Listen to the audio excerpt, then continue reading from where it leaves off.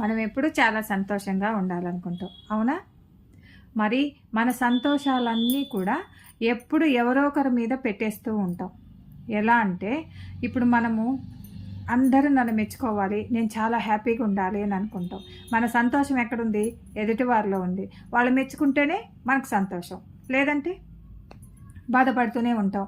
అయ్యో! వాళ్ళు మెచ్చుకోలేదే, నేను నన్ను సరిగ్గా చూడలేదేమో, చెయ్యలేదేమో, అట్లా మనమే ఫీల్ అయ్యి బాధపడుతూ ఉంటాం. అట్లాగే పిల్లలనుకోండి, వాళ్ళకంటూ కొంత ఉంటుంది శక్తి. ఎంతవరకు చదవగలరో అంతవరకే ఉంటుంది. కానీ మన ఆశలు ఎట్లా ఉంటాయి? ఇంకా పైకి పోవాలి, పైకి పోవాలి అని ఇంకా వాళ్ళ మీద రుద్దతాం. వాళ్ళ మీద ఓవర్‌గా మనం పెట్టుకుంటాం అనమాట నమ్మకం. వీళ్ళు ఇంకా పైకి రావాలి, అలా రావాలి, ఇలా రావాలని.